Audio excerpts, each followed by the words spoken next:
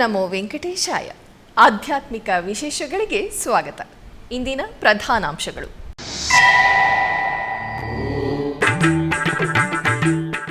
ಶ್ರೀನಿವಾಸ ಮಂಗಾಪುರದಲ್ಲಿ ಆರಂಭವಾದ ವಾರ್ಷಿಕ ವಸಂತೋತ್ಸವಗಳು. ಶ್ರೀ ಕಲ್ಯಾಣ ವೆಂಕಟೇಶ್ವರ ಸ್ವಾಮಿಗೆ ನಡೆದ ಸ್ನಪನ ತಿರುಮಂಜನ.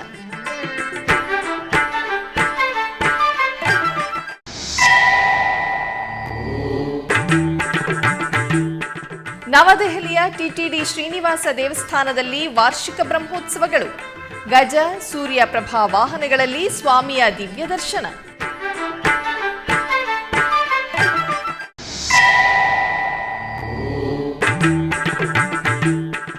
ಜಮ್ಮುವಿನ ಶ್ರೀ ವೆಂಕಟೇಶ್ವರ ಆಲಯ ಕಾಮಗಾರಿ ಪರಿಶೀಲಿಸಿದ ಟಿಟಿಡಿ ಚೇರ್ಮನ್. ಜೂನ್ 8ರಂದು ದೇವಾಲಯ ಮಹಾಸಂಪ್ರೋಕ್ಷಣೆ.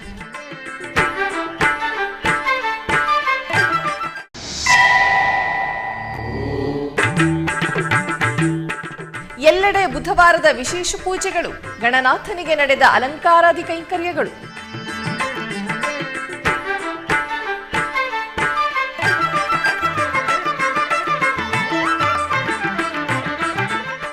ತಿರುಪತಿ ಸಮೀಪವಿರುವ ಶ್ರೀನಿವಾಸ ಮಂಗಾಪುರದ ಶ್ರೀ ಕಲ್ಯಾಣ ವೆಂಕಟೇಶ್ವರ ಸ್ವಾಮಿ ಆಲಯದಲ್ಲಿ ವಾರ್ಷಿಕ ವಸಂತೋತ್ಸವಗಳು ಬುಧವಾರದಂದು ವೈಭವದಿಂದ ಆರಂಭವಾಯಿತು. ತಿರುಮಲ ತಿರುಪತಿ ದೇವಸ್ಥಾನದ ವತಿಯಿಂದ ಈ ಆಲಯದಲ್ಲಿ ಪ್ರತಿ ವರ್ಷ ವಾರ್ಷಿಕ ವಸಂತೋತ್ಸವಗಳನ್ನು ನಿರ್ವಹಿಸುವುದು ಸಂಪ್ರದಾಯ.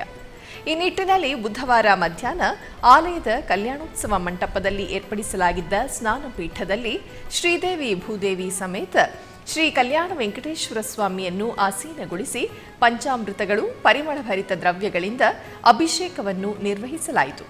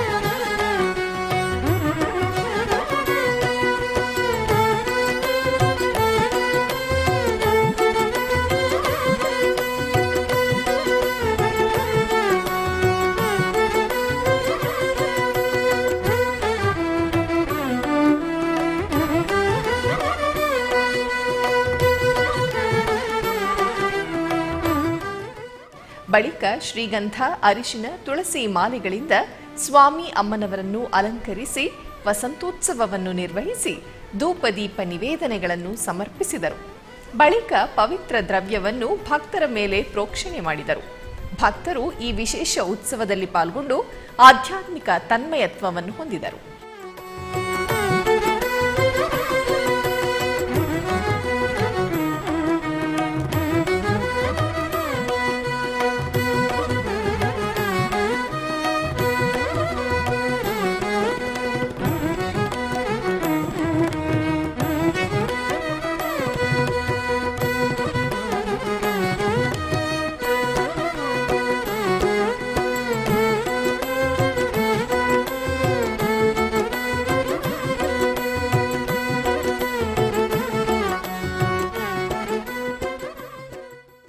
ದೇಶದ ರಾಜಧಾನಿ ನವದೆಹಲಿಯಲ್ಲಿರುವ ಟಿಟಿಡಿ ಶ್ರೀ ವೆಂಕಟೇಶ್ವರ ಸ್ವಾಮಿ ದೇವಸ್ಥಾನದಲ್ಲಿ ವಾರ್ಷಿಕ ಬ್ರಹ್ಮೋತ್ಸವಗಳು ವೈಭವದಿಂದ ನಡೆಯುತ್ತಿದೆ. ಉತ್ಸವಗಳ ಅಂಗವಾಗಿ 6ನೇ ದಿನದಂದು ಸ್ವಾಮಿಯ ಗಜವಾಹನ ಸೇವೆ ವೈಭವದಿಂದ ಜರುಗಿತು. ಸರ್ವಾಂಗ ಸುಂದರವಾಗಿ ಅಲಂಕೃತಗೊಂಡ ಉತ್ಸವ ಮೂರ್ತಿಯನ್ನು ಗಜವಾಹನದಲ್ಲಿರಿಸಿ ಮೆರವಣಿಗೆ ಮಾಡಲಾಯಿತು.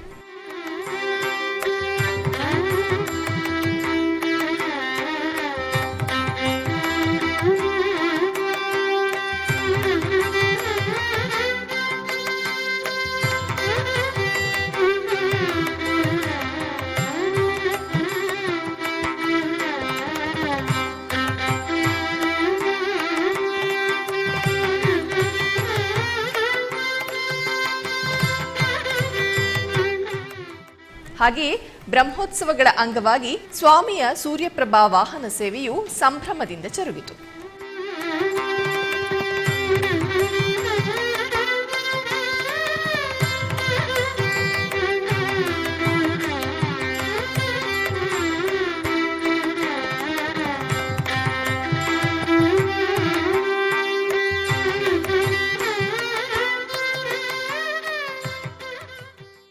ಜಮ್ಮುವಿನ ಮಜೀನ್ ಗ್ರಾಮದಲ್ಲಿ ನೆಲೆಸಿರುವ ಶ್ರೀ ವೆಂಕಟೇಶ್ವರ ಸ್ವಾಮಿ ದೇವಸ್ಥಾನದ ಮಹಾ ಸಂಪ್ರೋಕ್ಷಣೆ ಕಾರ್ಯಕ್ರಮವು ಜೂನ್ 8ರಂದು ನಡೆಯಲಿದೆ ಎಂದು ಟಿಟಿಡಿ ಚೇರ್ಮನ್ ವೈವಿ ಸುಬ್ಬಾರೆಡ್ಡಿ ತಿಳಿಸಿದರು. ಮಂಗಳವಾರದಂದು ಜಮ್ಮುವಿನ ದೇವಸ್ಥಾನದಲ್ಲಿ ನಡೆಯುತ್ತಿರುವ ಕಾಮಗಾರಿಯನ್ನು ಟಿಟಿಡಿ ಚೇರ್ಮನ್ ಅಧಿಕಾರಿಗಳೊಂದಿಗೆ ಪರಿಶೀಲಿಸಿದರು. ಈ ಸಂದರ್ಭದಲ್ಲಿ ವೈವಿ ಸುಬ್ಬಾರೆಡ್ಡಿಯವರು ಮಾತನಾಡುತ್ತಾ, ದೇಶದ ಪ್ರಮುಖ ನಗರಗಳಲ್ಲಿ ಶ್ರೀ ವೆಂಕಟೇಶ್ವರ ಸ್ವಾಮಿ ದೇವಸ್ಥಾನಗಳನ್ನು ನಿರ್ಮಿಸಲಾಗುತ್ತಿದೆ. ಜಮ್ಮು ಸರ್ಕಾರವು 62 ಎಕರೆ ಜಾಗವನ್ನು ಮಂಜೂರು ಮಾಡಿದ್ದು 30 ಕೋಟಿ ವೆಚ್ಚದಲ್ಲಿ ಶ್ರೀನಿವಾಸನ ದೇವಸ್ಥಾನ, ಉಪಾಲಯಗಳು ಮತ್ತಿತರ ಸೌಲಭ್ಯಗಳನ್ನು ಒದಗಿಸಲಾಗಿದೆ ಎಂದರು. ಹಾಗೆಯೇ ಈ ದೇವಸ್ಥಾನದಲ್ಲಿ ಜೂನ್ 3ರಿಂದ ಜೂನ್ 8ರವರೆಗೆ ಮೂರ್ತಿ ಪೂಜೆ ಹಾಗೂ ಮಹಾ ಸಂಪ್ರೋಕ್ಷಣೆ ಕಾರ್ಯಕ್ರಮಗಳು ನಡೆಯಲಿವೆ ಎಂದು ತಿಳಿಸಿದರು. ಈ ಕಾರ್ಯಕ್ರಮದಲ್ಲಿ ಡೆಲ್ಲಿ ಸ್ಥಳೀಯ ಸಲಹಾ ಸಮಿತಿಯ ಅಧ್ಯಕ್ಷೆ Shrimati Vemireddy Prashanthi, JEO Veerabrahmam, SP Rahul, CV and SO Narasimha Kishore, CA Nageswara Rao, VGO Manohar, PRO doctor T Ravi ಮತ್ತಿತರರು ಪಾಲ್ಗೊಂಡಿದ್ದರು. ಆಧ್ಯಾತ್ಮಿಕ ವಿಶೇಷಗಳಲ್ಲಿ ಚಿಕ್ಕದೊಂದು ವಿರಾಮ.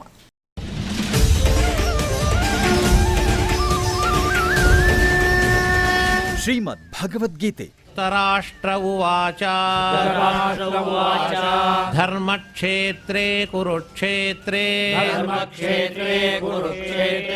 ಸಮವೇತಾಯುಯುತ್ಸವಃ ಮಾಮಕಾಃ ಪಾಂಡವಾಶ್ಚೈವ ಕಿಮಕುರ್ವತ ಸಂಜಯ.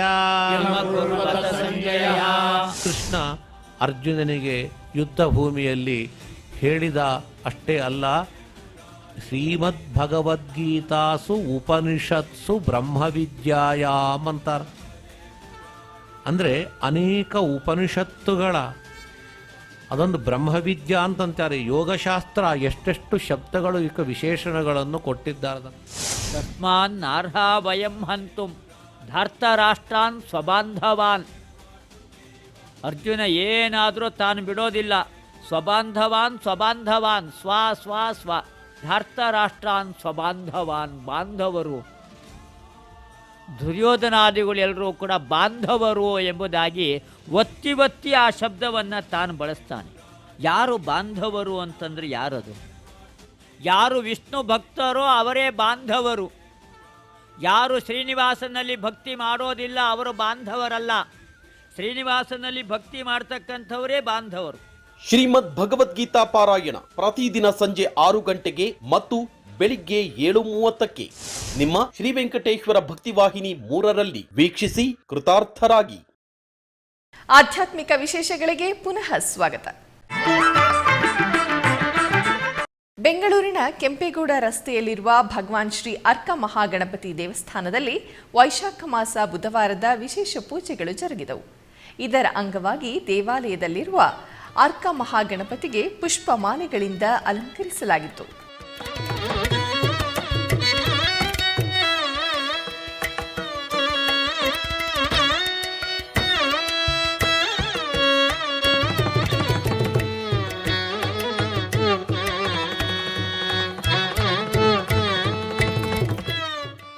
ಹಾಗೆಯೇ ಶ್ರೀ ಭಗಳಾಂಬಾ ದೇವಿಗೂ ವಿಶೇಷ ಅಲಂಕಾರ ಮಾಡಿದ್ದರು.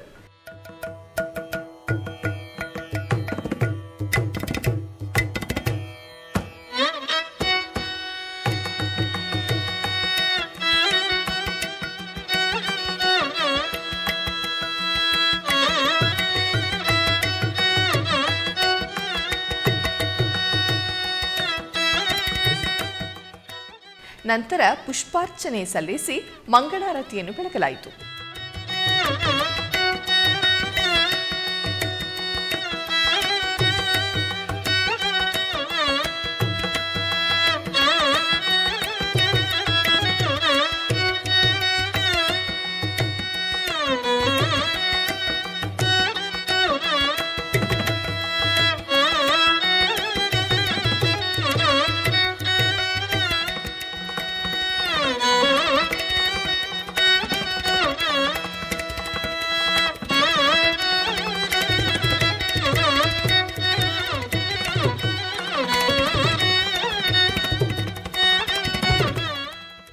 ಇನ್ನು ಉಪಾಲಯದಲ್ಲಿರುವ ಶ್ರೀ ಬಾಲಸುಬ್ರಹ್ಮಣ್ಯ ಸ್ವಾಮಿ, ಶ್ರೀ ಸತ್ಯನಾರಾಯಣ ಸ್ವಾಮಿ ಹಾಗೂ ಶ್ರೀ ಅರ್ಕೇಶ್ವರ ಸ್ವಾಮಿಗೆ ಪ್ರತ್ಯೇಕ ಪೂಜೆಗಳು ನಡೆದವು.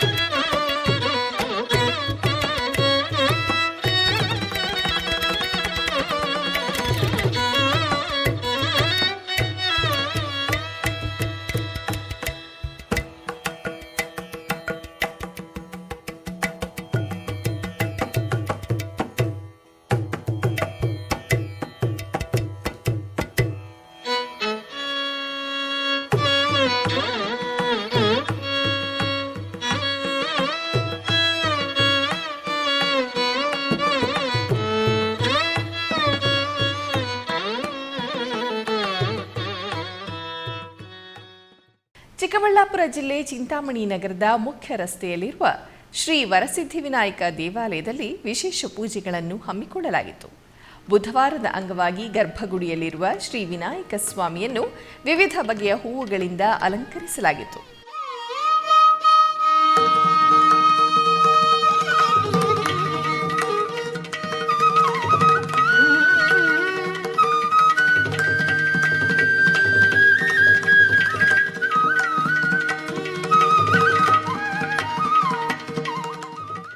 ಆ ಬಳಿಕ ಗಣಪತಿಗೆ ಅಷ್ಟೋತ್ತರ ಸಹಿತ ಮಂಗಳಾರತಿಯನ್ನು ಬೆಳಗಲಾಯಿತು.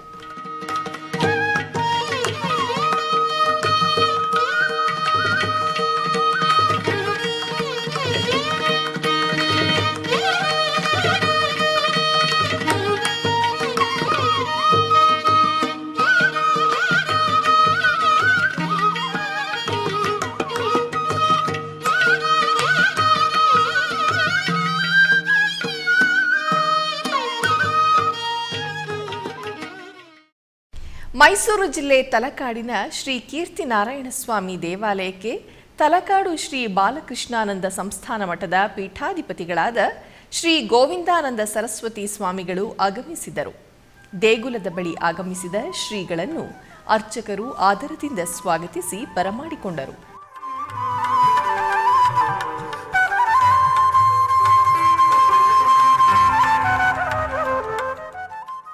ಬಳಿಕ ಶ್ರೀ ಗೋವಿಂದಾನಂದ ಸರಸ್ವತಿ ಸ್ವಾಮಿಗಳು ಶ್ರೀ ಕೀರ್ತಿ ನಾರಾಯಣನ ದರ್ಶನ ಪಡೆದರು.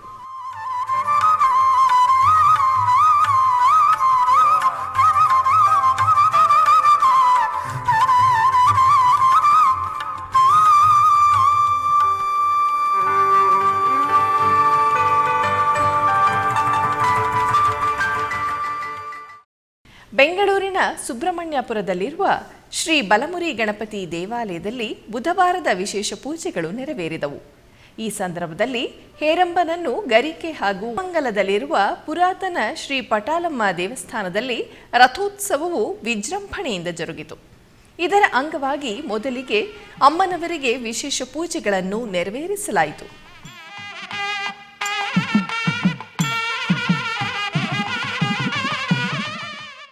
ನಂತರ ದೇವಿಯ ಉತ್ಸವ ಮೂರ್ತಿಯನ್ನು ಸರ್ವಾಲಂಕೃತ ರಥದಲ್ಲಿರಿಸಿ ಸಾವಿರಾರು ಮಂದಿ ಭಕ್ತಾದಿಗಳ ಸಮ್ಮುಖದಲ್ಲಿ ರಥೋತ್ಸವವನ್ನು ನಡೆಸಲಾಯಿತು. ಬೆಂಗಳೂರಿನ ದೇವಯ್ಯ ಪಾರ್ಕ್ನಲ್ಲಿರುವ ಶ್ರೀ ಗಣಪತಿ ದೇಗುಲದಲ್ಲಿ ವಿಶೇಷ ಪೂಜೆಗಳನ್ನು ನಿರ್ವಹಿಸಲಾಯಿತು. ಬುಧವಾರದ ಸಂದರ್ಭದಲ್ಲಿ ಗಣಪನಿಗೆ ಬೆಳ್ಳಿ ಕವಚ, ಪುಷ್ಪಮಾಲೆಗಳಿಂದ ಅಲಂಕರಿಸಿದ್ದರು.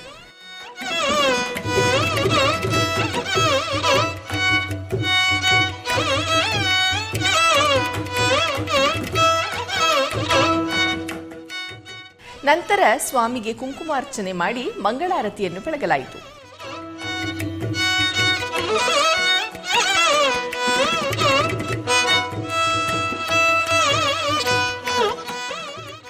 ನೆರೆದಿದ್ದ ಭಕ್ತರು ಗಣಪತಿಯನ್ನು ದರ್ಶಿಸಿ ಪುನೀತರಾದರು.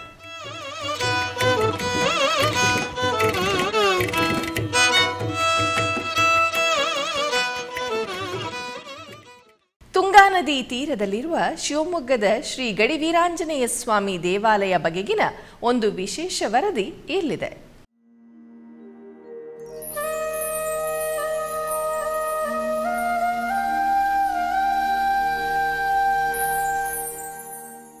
ನಿತ್ಯ ಹರಿದ್ವರ್ಣ ಕಾಡುಗಳುಳ್ಳ ವಿಪುಲ ಪ್ರಾಣಿ ಸಂಪತ್ತನ್ನು ಪಡೆದ ಶಿವಮೊಗ್ಗ ಜಿಲ್ಲೆ ಪುರಾಣ ಪ್ರಸಿದ್ಧವೂ ಇತಿಹಾಸ ಪ್ರಸಿದ್ಧವೂ ಆಗಿದೆ.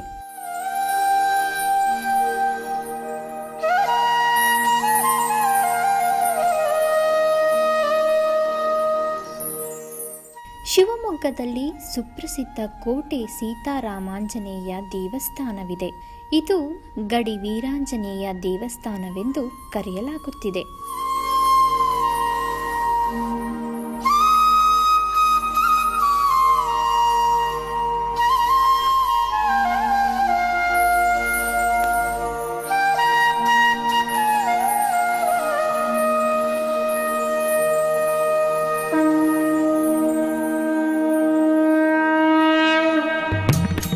ಇದು ಮೊದಲಿಗೆ ಕೋಟೆಯ ಒಂದು ಭಾಗವಾಗಿತ್ತು. ಈ ದೇವಸ್ಥಾನದ ಗರ್ಭಗೃಹ, ನವರಂಗ, ದ್ವಾರಗಳು ಮತ್ತು ಸ್ತಂಭಗಳು ಹೊಯ್ಸಳ ಶೈಲಿಯದಾಗಿದೆ.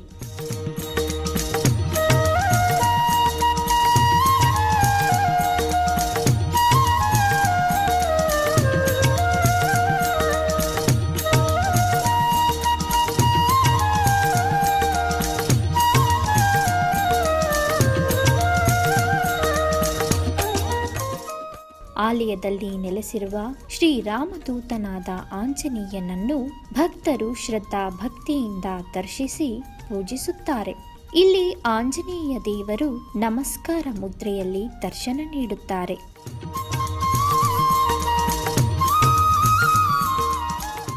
ಸಕಲ ವಿದ್ಯಾ ಪಾರಂಗತನಾದರೂ ವಿನಯದಿಂದ ಇರಬೇಕೆಂದು ನಮಗೆ ಪವಮಾನ ಸುತನು ಬೋಧಿಸುತ್ತಿದ್ದಾನೆ. 16ನೇ ಶತಮಾನದಲ್ಲಿ ಶಿವಪ್ಪನಾಯಕ ಮಹಾರಾಜರು ಈ ಪ್ರಾಂತ್ಯವನ್ನು ಆಳ್ತಾ ಇದ್ರು. ಶಿವಪ್ಪನಾಯಕರು ಆಂಜನೇಯ ಸ್ವಾಮಿಯ ಆರಾಧಕರಾಗಿದ್ದರು. ಅವರು ನಿರ್ಧಾರವನ್ನು ಮಾಡ್ತಾರೆ, ನನ್ನ ಪ್ರಾಂತ್ಯವನ್ನು ನಾನು ಬಿಟ್ಟು ಹೊರಗೆ ಹೋಗಬೇಕಾದ್ರೂ, ತದನಂತರದಲ್ಲಿ ಪುರಪ್ರವೇಶ ಮಾಡಬೇಕಾದ್ರೂ ಸಹ ನಾನು ಆಂಜನೇಯನ ದರ್ಶನವನ್ನು ಮಾಡಬೇಕು ಅಂತ ಈ ನಿರ್ಧಾರವನ್ನು ಮಾಡಿ ಶಿವಮೊಗ್ಗ ನಗರದ 4 ದಿಕ್ಕುಗಳಲ್ಲಿ 4 ಗಡಿಗಳಲ್ಲಿ ಆಂಜನೇಯ ಸ್ವಾಮಿಯ ಪ್ರತಿಷ್ಠೆಯನ್ನು ಮಾಡ್ತಾರೆ. ಅದು ಬಯಲಾಂಜನೇಯ ಅಂತ ನಾವು ಹೇಳ್ತೀವಿ. ಬಯಲಿನಲ್ಲಿ ಇದ್ದಂತಹ ಗಡಿ ಆಂಜನೇಯ ಸ್ವಾಮಿ ಅವರು ಊರನ್ನು ಬಿಡಬೇಕಾದ್ರೂ, ಪುರ ಪ್ರವೇಶವನ್ನು ಮಾಡಬೇಕಾದ್ರೂ ಆಂಜನೇಯ ಸ್ವಾಮಿಯ ದರ್ಶನವನ್ನು ಮಾಡಿ ಪೂಜೆಯನ್ನು ಸಲ್ಲಿಸಿ ಪುರಪ್ರವೇಶವನ್ನು ಮಾಡ್ತಾ ಇದ್ರು. ಕಾರಣ ಏನು ಅಂತ ಹೇಳಿದ್ರೆ, ಆಂಜನೇಯ ಸ್ವಾಮಿ ಎಲ್ಲವನ್ನೂ ಕೊಡುವಂಥವನು. ಬುದ್ಧಿರ್ಫಲಂ ಯಶೋಧೈರ್ಯಂ ನಿರ್ಭಯತ್ವಂ ರೋಗತಾಂ ಅಜಾಡ್ಯಂ ವಾಕ್ಪಟುತ್ವಂಚ ಹನುಮತ್ ಸ್ಮರಣಾತ್ ಭವೇತ್ ಅಂತ ಇಷ್ಟೊಂದು ಎಲ್ಲ ರೀತಿಯ ಕಾರ್ಯಗಳನ್ನು ಸಾಧನೆ ಮಾಡಿಕೊಡುವಂಥ ಸ್ವಾಮಿ ಆಂಜನೇಯ ಸ್ವಾಮಿ. ಈ ಆಂಜನೇಯ ಸ್ವಾಮಿ ಶಿವಪ್ಪನಾಯಕರ ಆರಾಧ್ಯ ದೈವವಾಗಿತ್ತು. ಆ ಕಾರಣದಿಂದ 4 ಗಡಿಗಳನ್ನು ಪ್ರತಿಷ್ಠೆ ಮಾಡಿದರು. ಕಾಲಾನಂತರದಲ್ಲಿ ಆ ಗಡಿಯಲ್ಲಿ ಇರ್ತಕ್ಕಂಥ ಆಂಜನೇಯ ಸ್ವಾಮಿಗಳು ಹಾಗೆ ಉಳ್ಕೊಂಡು ಶಿವಮೊಗ್ಗ ನಗರ ಬೆಳೀತಾ ಹೋಯಿತು. ಗಡಿ ಅನ್ನುವಂಥದ್ದು ಶಿವಮೊಗ್ಗ ನಗರದ ಮಧ್ಯಭಾಗಕ್ಕೆ ಬಂದುಬಿಡ್ತು. ಈಗ ಒಂದು 20-30 ವರ್ಷಗಳ ಹಿಂದೆ ಈ ಗಡಿ ಆಂಜನೇಯ ಸ್ವಾಮಿಯನ್ನು ನೋಡಿದಂಥ ಭಕ್ತಾದಿಗಳು, ಇಲ್ಲ ನಾವೊಂದು ಮಂದಿರವನ್ನು ನಿರ್ಮಾಣ ಮಾಡಬೇಕು ಅಂತ ನಿರ್ಧಾರವನ್ನು ಮಾಡಿ ಸಣ್ಣದೊಂದು ದೇಗುಲವನ್ನು ಕಟ್ಟಿದರು.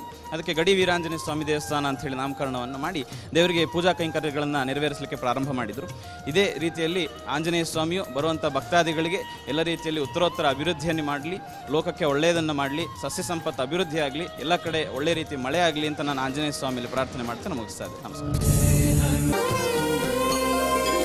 ಎನಿತು ಜನ್ಮದ ಪುಣ್ಯವೋ ನಿನಗಿನಿತು ಸೇವೆಯ ಮಾಡಲು. ವಿಶ್ವದಾದ್ಯಂತವಿರುವ ಭಕ್ತರಿಗಾಗಿ ಶ್ರೀ ವೆಂಕಟೇಶ್ವರ ಭಕ್ತಿವಾಹಿನಿ ನಮೂನೆ ಆಲಯದಲ್ಲಿ ಚಿತ್ರೀಕರಿಸಿ ಸಮರ್ಪಿಸುತ್ತಿರುವ ಶ್ರೀನಿವಾಸನ ಸೇವೆಗಳು ದರ್ಶಿಸಿ ಶ್ರೀನಿವಾಸನ ಅನುಗ್ರಹಕ್ಕೆ ಪಾತ್ರರಾಗಿ. ನಿನಗಿನಿತು ಸೇವೆಯ ಮಾಡಲು. ಶ್ರೀನಿವಾಸನ ಸೇವೆಗಳು ಪ್ರತಿದಿನ ಬೆಳಿಗ್ಗೆ 7 ಗಂಟೆಗೆ ನಿಮ್ಮ ಶ್ರೀ ವೆಂಕಟೇಶ್ವರ ಭಕ್ತಿ ಚಾನೆಲ್ 3ರಲ್ಲಿ ವೀಕ್ಷಿಸಿ ಕೃತಾರ್ಥರಾಗಿ.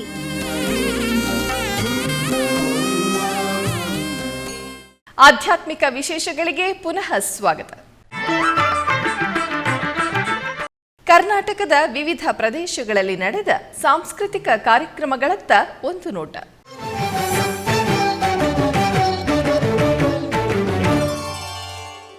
ಮೈಸೂರಿನ ಶ್ರೀ ಶಂಕರ ಮಠದಲ್ಲಿ ಶ್ರೀ ಶಾರದಾ ಮಾತೆ ವಿಗ್ರಹದ 43ನೇ ವರ್ಷದ ಮೂರ್ತಿ ಪ್ರತಿಷ್ಠಾ ಮಹೋತ್ಸವದ ಪ್ರಯುಕ್ತ ಹಮ್ಮಿಕೊಳ್ಳಲಾಗಿದ್ದ ಸಾಂಸ್ಕೃತಿಕ ಕಾರ್ಯಕ್ರಮದಲ್ಲಿ ಎನ್ ಶ್ರೇಯಸ್ ಅವರಿಂದ ಕರ್ನಾಟಕ ಶಾಸ್ತ್ರೀಯ ಸಂಗೀತ ಗಾಯನ ಜರುಗಿತು.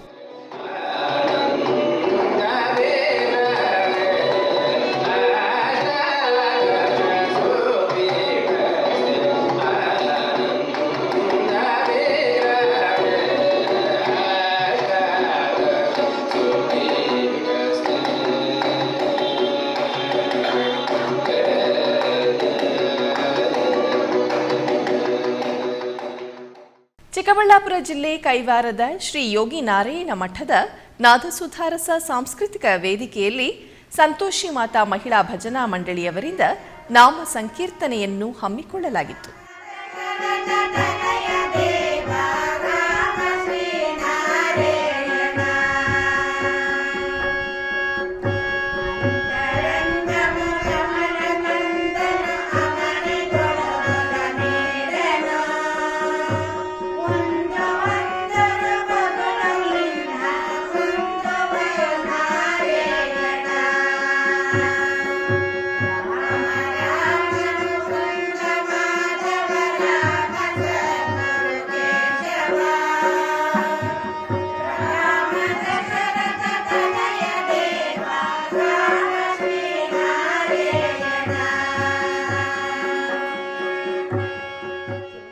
ಆಧ್ಯಾತ್ಮಿಕ ವಿಶೇಷಗಳು ಇಲ್ಲಿಗೆ ಮುಕ್ತಾಯಗೊಂಡವು. ಓಂ ನಮೋ ವೆಂಕಟೇಶಾಯ.